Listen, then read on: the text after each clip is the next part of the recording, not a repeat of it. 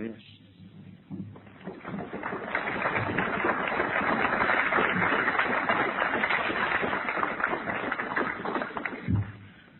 Noel, I thought you were going to sit up here and give me some support. You notice I didn't say anything to the men. My mama didn't raise no foolish boys. I'm Russ Strange, and I'm an alcoholic. And I'm real happy to be here with you, and I appreciate whoever's responsible for it. I never know who might put me in the wrong or the right place. I got a note here from my wife, and she says to tell all of y'all thank you for taking her husband out of her way for the weekend. And she has down here XYZ. Check your zipper before you stand up, Russell. And I have checked my zipper and it's closed. I thoroughly enjoyed the afternoon. If you don't think this program works wonders, at 11:30 this morning, a lovely lady, 45 years old, I didn't ask her age, she just volunteered to give it to me. And she picked me up to bring me over to the hotel. I do not drive because of my lack of vision. And she came in and spoke to my wife, and my wife said, Vivian, you and Ruff will have a nice weekend. And we just drove off with her standing there looking at her. The benefits of this program are beyond the wildest imagination. I have been blessed and privileged and honored to be a member of Alcoholics Anonymous since the first time, February the 11th, 1949. I fell in love with the program the first 1 hour that I was in the meeting. 21 months later, I went out and proved the old-timers who were there that they were wrong. I was 27 years old, they were 47, 57, and 77. They said, you're too young to be in here. Well, 21 months later, I got drunk for 4 days, and I showed them that I qualified for this program. And it's been a great 51 years. I count from the last drink. I play the game according to Hall. My wife and I, we celebrate from the very beginning, February of 49. The 4 days that I drank there after 21 months, I call that my convincer. It convinced me that I cannot drink alcohol successfully. Whatever the hell that means, I don't know. But I've spoken to several of you around, and several asked, to tell a little bit of what AA was like when I came in. I'll try and get to that in just a short order, but I don't like a drunk-a-log, but I like to know, how did you get here? You didn't get here because you were so damn smart, I know that. And you didn't get here because you were so good-looking or so pretty or so rich. Those are not the qualifications for membership in Alcoholics Anonymous. I got here because I drank too much, too long, too often. I was born twice over here in Sumter, South Carolina. Once in 1921. That makes me 78 years old. You don't have to do any math. I was born again on February 13th, 1949. I'll tell you a little bit about that a little later. I grew up in the average poor family of the Great Depression. No poverty line. Everybody was poor. There may have been 2 millionaires in South Carolina, the entire state at that time. But I grew up in a loving home. I was the youngest of 4 children. I saw my father drunk one time. And shortly thereafter, his wedding anniversary, December the 23rd, 1930, whatever it was. And he told my mother that he couldn't give her diamonds or jewels, but he'd give her his promise that he wouldn't drink again. And he didn't have he was a church member and a Christian, and he lived by that. My dad later became a policeman, shot and killed by a bootlegger in the line of duty. I may have bought whiskey from the man that killed my father. I don't know, and it really doesn't matter. At the time I bought liquor from him, I didn't know he was going to shoot my dad. I started drinking at just short of 15. For years I have said I started drinking at 15, and the other day I said, you started drinking 1936, you're born in 21. That ain't for 15 years, or 14 years, Russ. So, anyway, I started on Remini White Lightning. Now, if you've never had White Lightning, you ain't been drunk. I mean, that stuff was so good it'd make you love your mother-in-law. It would send you home talking to yourself. You could get a half gallon for $1.25, and if you bought more than one, you could get them for $1 a piece. And quite often, we high school boys, we'd go down there and we'd get up our quarters together and we'd get us a jar, or if we happened to get a little work that week, we'd get 2 jars. Get drunk, get sick, and puke. My wife says, Russell, don't say that word. I said, Margaret, alcoholics do not regurgitate. We puke when we get drunk. Did you ever wake up with the mockingbird outside your bedroom window? You know what the mockingbird says in the morning with the hangover? Get up, get up, get up, get dressed, get dressed, get dressed. Go to town, get whiskey, get drunk, get sick, puke, puke, puke, puke, puke. Ah, that mockingbird been around your house, eh? Yeah. Uh-huh. I can't take credit for that. Walk of Wind gave me that back in 1949. He was an old timer then. But I've never forgotten it, and I like that. So I drank, got drunk, and I had to cut corners and hide. My dad's a policeman. What I would do, I would spend the night with some of my drinking buddies whose parents let them get away with it. But they didn't get as drunk as I got drunk. And I pretty well kept it hid. I don't know if Dad really knew or if he was just in denial. He never said anything to me about it. But I started drinking in June of 36, and he was shot and killed in April of 37. So I didn't really do a whole lot of drinking before he was killed. And in honor and memory of my dad, who was a hero dying in the line of duty, I didn't drink for 90 days. Wasn't that honorable to me? And then I got drunk and wrecked my mother's only car. And she'd just been murdered for 6 months. And I got my first DUI. And I didn't drink for 6 months because they took my driver's license. And the day I got my driver's license back in the mail, you know where I drove? I drove to Remini and got a half a gallon of White Lightning. Real smart.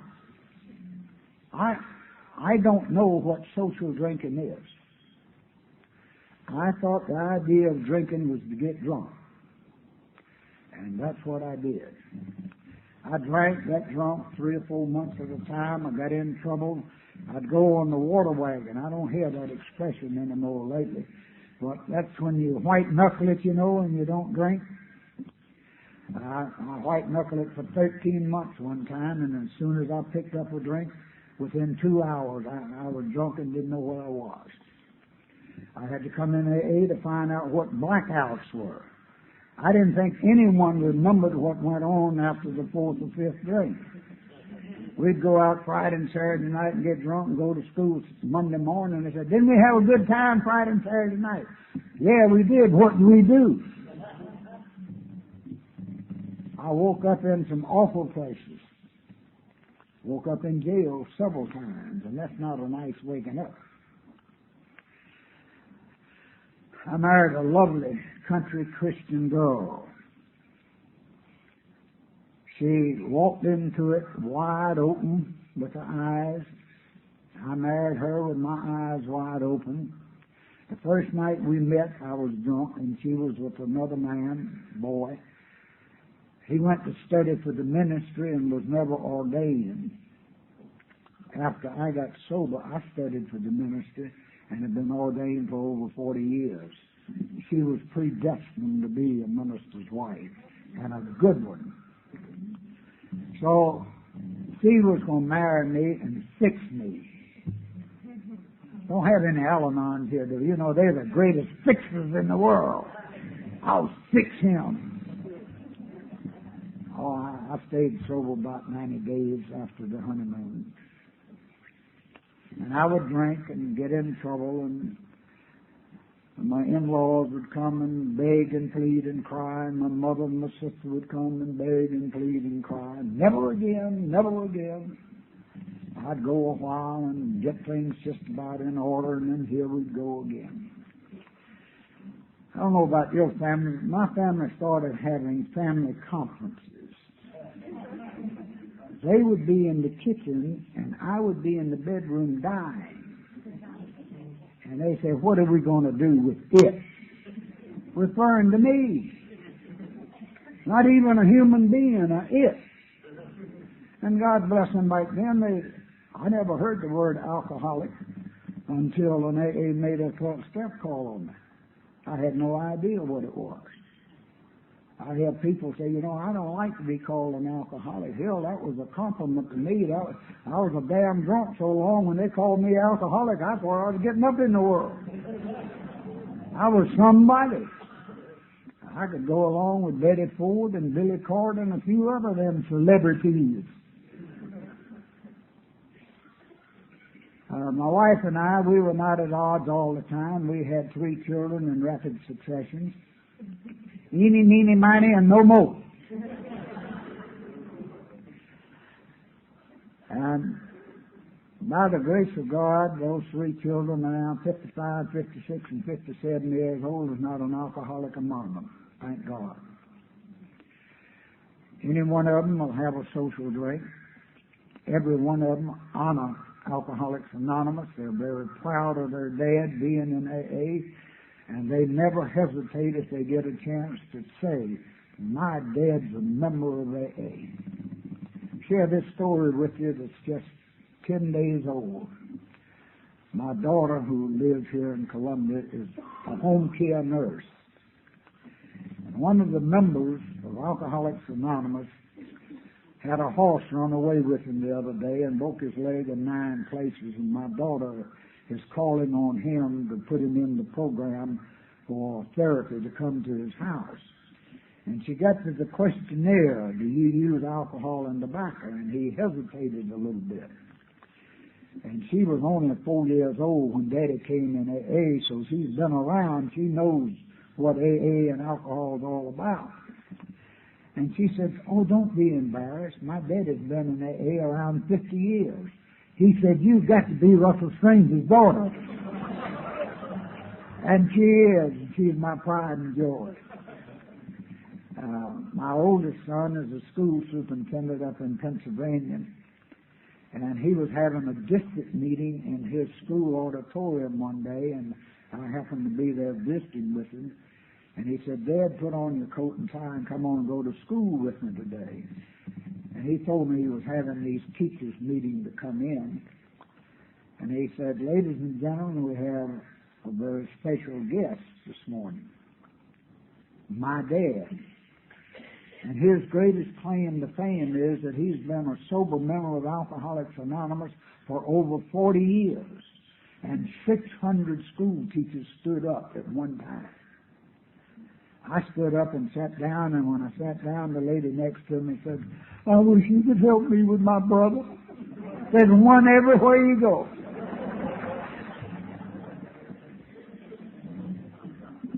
Oh, after being in the program a while, I went back to school and studied and became an ordained minister, and then I went in alcohol rehabilitation work for 27 years. I am now fully retired. Now we'll go back. Let me tell you the last drunk before AA, and that will qualify. I left home Friday morning in a 1949 Ford, traded it for a 40 Chevrolet and $1,000 cash, tore up the Chevrolet, bought a 37 Plymouth with not a whole fender on it, left it side of the highway and came home hitchhiking 5 days later, and the $1,000 was gone. I think I qualify for membership. And a few days after that, I was here in the program. My oldest sister brought me from Sumter to Columbia. At that time, there was no group in Sumter. My first meeting, as I said, was February 11th, 1949. That night, they showed a 30-minute film put out by March of Time News called Alcoholics Anonymous. That film told my story in 30 minutes. A nice, clean, working man goes to work, gets off, stops by the beer parlor, has a few bottles of beer with his buddies, and somebody said, let's go and get a pint of liquor, and they go get the liquor, and he ends up in the jailhouse, and his wife and mother-in-law come and gets him out of jail. How did these people know about me? There it was, right there in 30 minutes. And then a tall, handsome man stood up and told his story in about 30 minutes. Bob Mormon, he's dead and gone, most beautiful wavy white hair I ever saw. And Bob said that he had attended some 70 institutions in this country and 7 foreign countries and spent $1 million trying to quit drinking. And he came into Alcoholics Anonymous for free and hadn't had a drink in 5 years. Go without a drink 5 years? That's an eternity. But I believed every word that Bob Mormon said that night. I knew the man wasn't lying, and I never seen or heard of him. But I knew he was sincere and honest. After the meeting, about 5 or 6 men, they're all gone now, Sunk Moore and Pete Bird, Harold Samford, Dave Wheeler, and a few others, they gathered around me and put their arms around. Oh, we've been looking for you. We need somebody in Sumter to start a group. My first meeting, they want me to start a group. So I was elated, out of this world. I went back home that Friday night and I wrote a letter to the Sumter Daily Item. I had found help for alcoholism. Anyone interested in getting this help, please write in care of this newspaper, Mr. X. That made me Mr. Anonymous. The first person to answer that ad was my pastor, looking for help for me.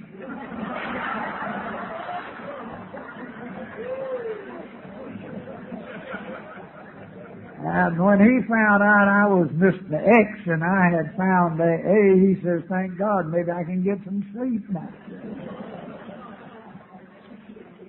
He was one of the dearest men of God. You know what that, God bless him, he did the best he could. He said, Russell, don't get out here in your car drinking and drunk and wreck and kill somebody and embarrass your wife and your family. Said, I understand some people have to drink. My daddy does the same thing you do. If you've got to drink, get your whiskey and come over here, and you can sit in my kitchen and drink all you want. And if you want to go home, I'll take you home. If not, I'll put you in bed. And can't you see an alcoholic going to the preacher's house to get drunk? He was as sincere as he could be. That's all he knew. About a year later, he came to see me pick up my first chip, and we gave him a blue chip, made him an honorary member. And he walked around with that chip in his pocket just as proud as he had a $1,000 bill. Well, I would come to Columbia Monday night for the close meeting. I was a traveling salesman. I told my boss what I was doing, and he said, if you see that you're going to run overtime on your route, just leave it. And you go on to your meeting, and we'll get somebody to catch up the next day. You go to those meetings. Friday night was open meeting, and my wife, Margaret was an Al-Anon before Al-Anon was Al-Anon. And she was smart beyond her intelligence. When I'd come home drunk, she would tell the children, 4, 5, and 6 years old, Daddy is sick. And she didn't know how true that was. But her story, she says that I know that Russell was better than that. And that reminds me of the most moving experience I think I had in my drinking. I came home sometime 2, 3, 4 o'clock in the morning.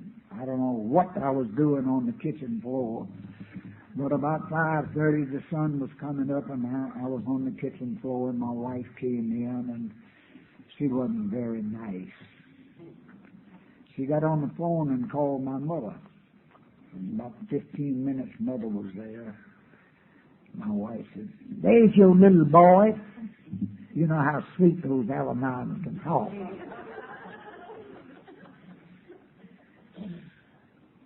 You know what Mom said? "Yes, that's my boy, but he's better than that because I know what to put in it." Just about that time I came to where I could hear those words. In less than 30 days I was in this program. Because my mother said I was better than to be a drunk laying on the kitchen floor. I got my white chip. And by the way, these chips, I understand, I just wrote New York the other day, and they said that as best they can determine, the chip system started in 1942 in Indianapolis, Indiana. That's straight from headquarters. And I didn't even know what the word anonymous meant. I went around and I showed every one of my customers. I'm a member of AA. I'm an alcoholic. And I showed them my chips. And when they would change colors, I would tell them, I changed chips. I got 30 days. We didn't have a 30. I got 90 days, 6 months. We didn't have the 30-day chips back then. Back then we did 12-step work. That meant that you sat with a sick drunk and you got a cold cough and you wiped the poor devil's head and you held him while he puked and you threw the puke out in the garbage. And you would give him, you'd take a little half pint with you and you'd give him a drink to keep him from flying apart. And you'd sit there all night if you have to, leave at daylight and go out and work all day and come back and check on him. Shortly thereafter, we got where we could put them in the hospital in Sumter, and we could call them an alcoholic, but we had to give them 48 to 72 hours babysitting. What we would do, we'd put this alcoholic in there, and we would take 2 or 4 hour shifts around the clock. And a guy in there sick, and he'd come to, and he would find these 8, 10, 12 strange men sitting there with him while he's sobering up. Oh, what is this going to cost me? Nothing. Well, why are you fellows doing this? Because we love you and somebody did it for us. And we had an undertaker, Craig Hurst, God bless him. He was supposed to get a 45-year chip last June, and he died in May. I was Craig's sponsor. Craig was a night man, and he always took the 2 to 4 shift in the morning. That was when television went off at 2 o'clock and you got the snow. So this Chevrolet mechanic, he's been there. He's been drunk on vacation, and we'd put him in the hospital, and he didn't know where he was, and he came to, and he recognized the undertaker in the room with him. He said, "My God, I've died, and here's Craig measuring me up for the casket." He Dave Gear, that was the man's name. He's dead and gone on. But that's the way we did it. Sheriff Bird Parnell, sheriff of Sumter County for 28 years, he loved AA, and we would invite him on open meeting night, and he spoke to us several times, and he gave us encouragement. We had 2 rooms in the county jail. AA could take a man or a woman and put them in the blue room, that's what we called it. And we could take a drink of liquor in there to keep that poor devil from flying apart and going in DTs with the approval of the sheriff. And if we happened not to have a drink, he would get more than out of evidence than he would give it to us. And we miss that. You get bonds when you sit and hold a man's head or a woman's head and you nurse them to sobriety. There's an expression, there is that exercise of love. Well, there were not too many groups, and you couldn't go to 90 meetings in 90 days then, or you'd be driving all the time. So we'd come over to Columbia after we got the Sumter group started. I went to the Coca-Cola company. They had a community room about the size of what we're in here. And I knew Mr. Heath, the Coca-Cola man, and I told him what I wanted to do, to have a public meeting to see if we could start AA in Sumter. And about 6 or 8 men from Columbia and 5 or 6 men from Orangeburg, 5 or 6 men from Florence came to Sumter, and all the public was invited. 60, 75 Sumter people came. The men from Columbia and Florence and Orangeburg, they gave their story in a capsule. And then we said, this is the close of the public meeting, but anyone interested in starting a group of AA in Sumter, please wait after the crowd's gone. We had 11 people that night. 3 of us made it, 8 of them didn't. Don Mathis was over here in the state detox program the night I got my 21st chip.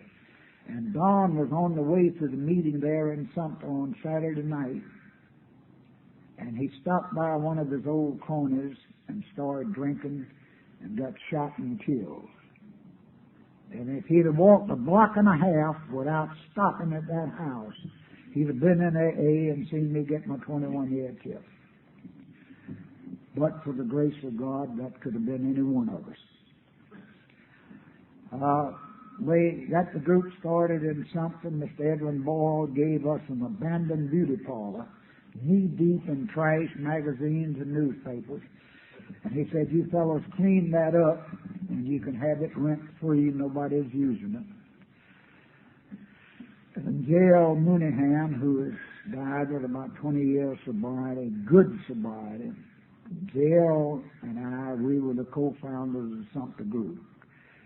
And we went to a furniture store and we told them the story, that we were alcoholics, we were in AA, and we were staying sober one day at a time.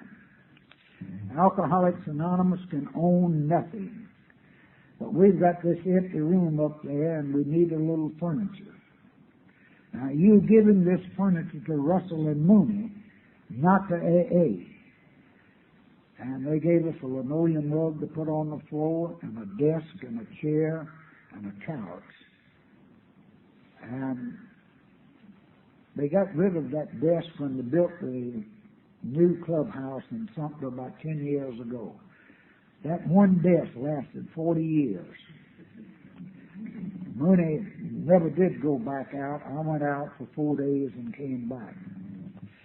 Well, that room needed painting. And what we did, I would go and buy a quart of paint instead of a quart of liquor, and I'd buy the color that I liked. And Mooney would go buy the color that he liked. And Belton would buy the color that he liked. And we had the rainbow room. Every color under the sun.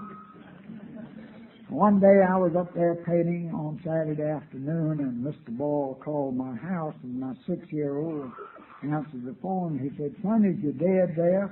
He said, "No, sir." He said, "You know where he is?" He said, "Yeah, he's at the AA club." He said, "You know what that AA club is?" He said, "No, sir, but it makes my daddy a good daddy." 6 years old, he recognized the difference. And our kids grew up in AA open meetings, right on the front row.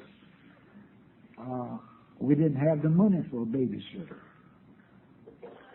They never broke the anonymity of any of the members. They laughed at the drunk stories right with the rest of us. And they were petted and pampered with all the numbers.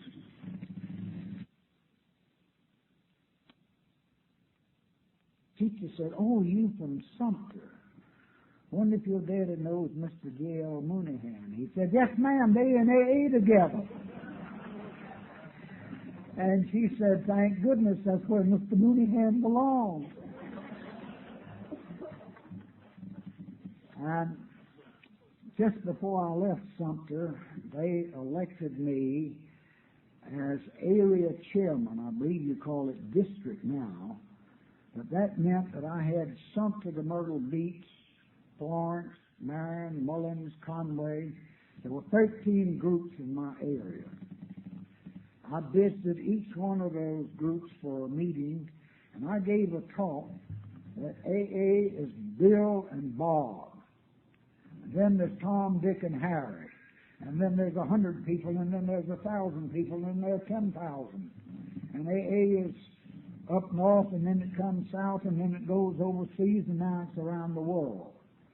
AA is more than what you see here in Columbia, or there in Charleston, or Spartanburg, or Greenville. And we used to have a program that you sent New York $1 for every year you were sober. I still do. I sent them $49 just a couple months ago. Birthday offering. $49 for 49 years sobriety, that is a bargain. That's gratitude. So I visited these groups and did the best I could to try to explain to the new members what AA, that it's bigger than this little group here. And back then, if you had 15 or 20 at an open meeting, you were doing great. I was privileged, and it was a privilege. I went to Camden, wanted to help them get started in Camden, and went over there to speak one night. Mooney went with me. I could tell Mooney's story, he could tell mine. We were riding buddies. At that Camden meeting, there was a fellow, Tom, that came down to DuPont from Maryland, and he wanted to get AA started. And he had a pigeon that was drinking. He had another one that passed out, and there was Mooney, and I was up there telling my story. And I said, "Fellas, I'm going to tell the whole thing.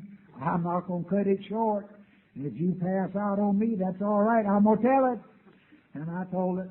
Then I went over to Hartsville and helped them start a group in Hartsville. After 5 years in the program, I had the call to the ministry, and I quit traveling with a wife and 3 children and less than $100. Now, this is the 11th step in this life of Russell Strange. You remember what it says? Sought through prayer and meditation to improve my conscious contact with the God of my understanding, praying only for His will for me, not for my wife and children, not for my sponsor, not for my boss man. Lord, what would you have Russell to do? You know what he said? Go and become a Presbyterian minister. I said, "Look, Lord, I'm not supposed to argue with you, and you're not supposed to make mistakes, but I believe you slipped up here." And he said, "Russell, would you read the last clause of the 11th step of the AA program?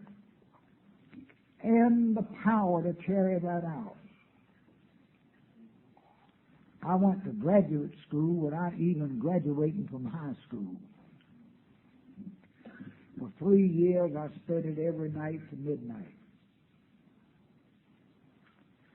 I did not graduate at the top of the class, neither did I graduate at the bottom of the class. But I graduated Coon, thank the Lordy.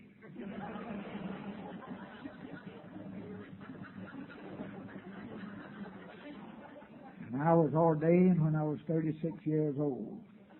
That's 42 years ago.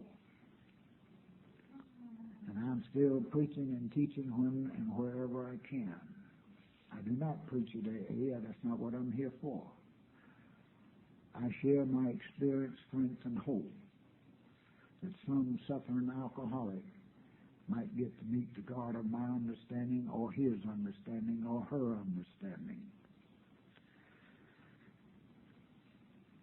I served a couple of terms on the South Carolina State Convention Committee. In 1955, I was privileged to go to St. Louis, Missouri for the International, the second International. And there on the stage, I met Bill Wilson, Lois Wilson, and Bill Wilson's mother in a wheelchair. What a privilege, what a privilege. In 1965, I went to Toronto, Canada to the International, and someone was mixed up enough to put me on the program, one of the programs at the International in Toronto.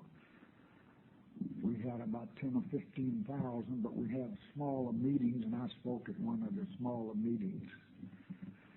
And Manny Berger, a Jew boy from here in Columbia, he introduced this Protestant pastor.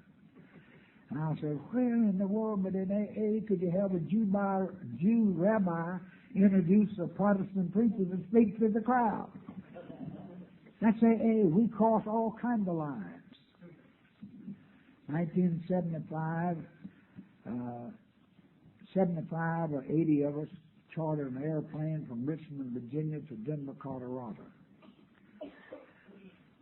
And Richmond that morning, they said, would the friends of Bill W. please go to gate 43 for boarding your plane? Hundreds of people in that airport had no idea who the friends of Bill W. were. So we knew. We got on that plane, and we had the Serenity Prayer before we took off. After we got airborne, the pilot came over the intercom, and he said, ladies and gentlemen, this is my 1849th flight, and this is the only airplane I ever lifted off the ground that didn't have a drop of alcohol on it. And those stewardess, they went from seat to seat. Tell me your story. Tell me your story. They were thrilled to have us. I mean, we got super service. When we landed in Denver, we stood, including the stewardess, and held hands and said the Lord's Prayer before we deplaned. On the way back, we got Bill's book introduced out there at Denver, and most of us bought a copy of it. And we sent it around the airplane, and everybody signed it, including the stewardess. And they had one chief stewardess on there, and he came around and he said, y'all are the finest, nicest people that I have ever flown with in my life. We just love having you and hope you'll fly with us again. What a tremendous experience. Then in 1980, we were privileged to go to New Orleans. And I love this story. On Thursday afternoon in New Orleans, the International, meeting in the Superdome, out in front of one of the 10 or 12 different hotels, but the main hotel where the headquarters were, several men went out with their name tags on. And this drunk walks up and he said, what them badges for? And they said, we're members of Alcoholics Anonymous. Maybe I will join that outfit. I've been drunk for 30 days.